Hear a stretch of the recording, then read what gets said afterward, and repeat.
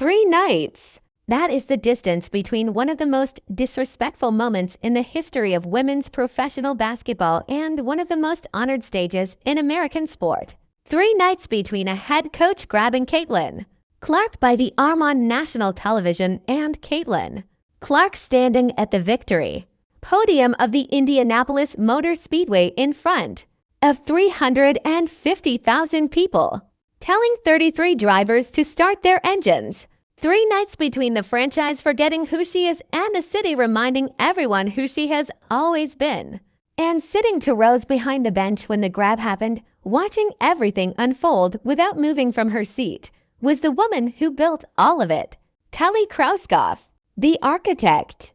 And this is her portrait. Start with Tuesday morning, May 19th, 2026, because the morning matters as much as the night. The Indianapolis Motor Speedway announced Caitlin Clark as the Grand Marshal of the 110th Indianapolis 500, not a promotional arrangement, not a sponsorship activation.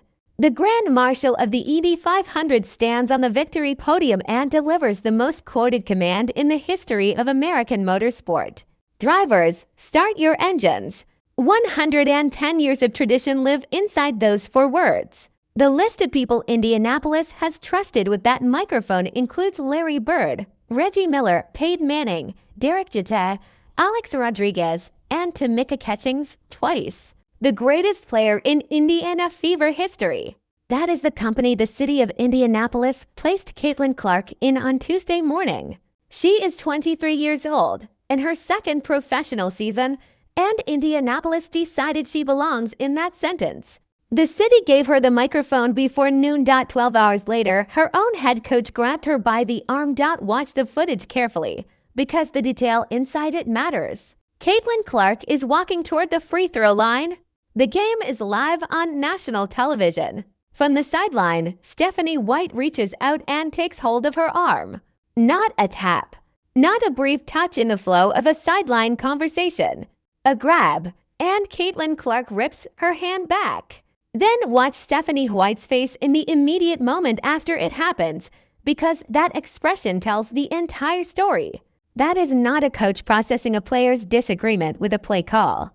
That is the face of someone who just had their authority publicly refused on camera in front of a national audience and who realized in real time that the cameras were pointed directly at them when it happened.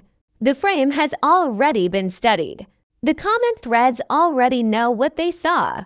And the question every platform has been asking since that night is the same one Indiana basketball has been trained by history to ask carefully.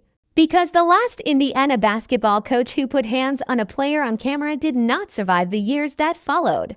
Indiana remembers, but the story is not Stephanie White. Stephanie White is the symptom. The story is 2 rows behind the bench, where Kelly Krauskopf and Amber Cox were sitting together. Close enough to hear the sideline, close enough to see the grab, close enough to watch Caitlin Clark pull her arm back. Krauskopf is the president of basketball and business operations for the Indiana Fever. Cox is the general manager. Krauskopf runs the entire basketball operation. She hired Stephanie White in November of 2024. She approved the offensive system installed around the roster. She approved the staff surrounding that system.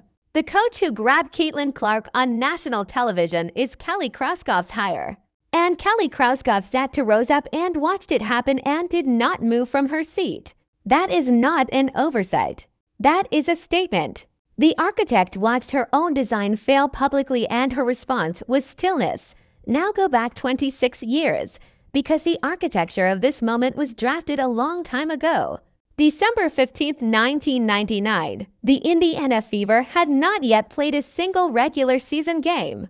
Kelly Krauskopf, in her role as general manager, made the very first player transaction in Indiana Fever history. She drafted Sandy Brondello, then traded Brondello to the Miami Sol in exchange for Stephanie White. That was the trade.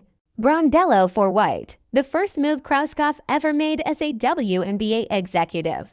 26 years later, on Tuesday night, May 19, 2026, the coach she acquired in that trade grabbed the arm of the player the Indiana Fever signed to the largest contract in the history of women's basketball.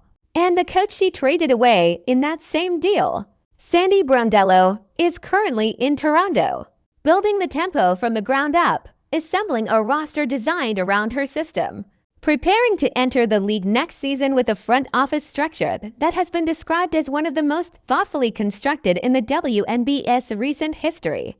Read the comments under any Caitlin Clark video posted since Tuesday night. Fever fans are not asking whether she should leave. They are asking where. And the city the conversation keeps returning to is Toronto. 26 years. One trade. 2 franchises. One of them grabbed her arm.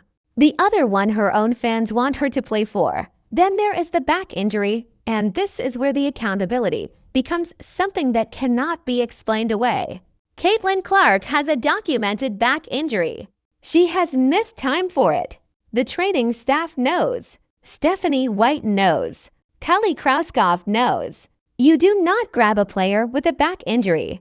Not as a stranger, not as a teammate, and not as the head coach of the franchise that signed her to the largest deal in the history of the league, on national television, at the free throw line. But the part that should sit heaviest with every person inside the Indiana Fever organization is this. They have done this before. They have done it correctly. In 2015, Tamika Catchings, in her final season, was managing a nagging back injury. The organization built a protection protocol around her. 26 minutes per game maximum. Playoff load reduced by 19% in the regular season and 49% in the postseason. The public message was clear and consistent. We are protecting her back. The protocol worked. Catchings finished her career on her own terms, healthy, honored, and celebrated. The head coach who designed and implemented that protocol in 2015 was Stephanie White. She has known how to protect a star with a back injury since before Caitlin Clark was a professional. She chose not to apply that knowledge on Tuesday night. And then there is the building. Last September, 8 months before Tuesday night, the Indiana Fever broke ground on a $78 million sports performance center. Kelly Krauskopf stood at that groundbreaking and told the world it would set a new standard for women's sport. 108,000 square feet across 3 floors. The largest training facility in WNBA history. Opening before the 2027 season. The Indiana Fever can commit $78 million to concrete glass and square footage. They apparently cannot manage 3 seconds of ensuring their head coach keeps her hands off the most commercially valuable and athletically significant player the league has ever produced. Sunday, May 24th, 12:29 in the afternoon, Eastern Time. Caitlin Clark walks to the victory podium at Indianapolis Motor Speedway. 350,000 people fill the seats. 100 million more are watching on Fox. She takes the microphone and she gives the command. The same microphone Tamika Catchings held twice. The same microphone Larry Bird held. The same microphone Reggie Miller held. The city of Indianapolis has decided, plainly and publicly, that Caitlin Clark belongs in that lineage. Indianapolis gave her the stage the morning after her own franchise grabbed her.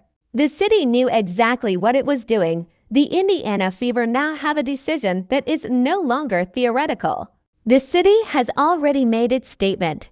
The fans have already made theirs. The franchise that spent $78 million on a building has 5 nights to decide whether it wants to be the organization that holds onto the player who just commanded the largest single-day sporting event on earth, or the organization remembered for the footage of a coach's hand and a player pulling away. Kelly Krauskopf built this franchise. She made the trade that set this in motion 26 years ago. She hired the coach. She sat to rose up and watched everything happen. Every decision in this story has her fingerprints on it. The only question left is whether the next one does too.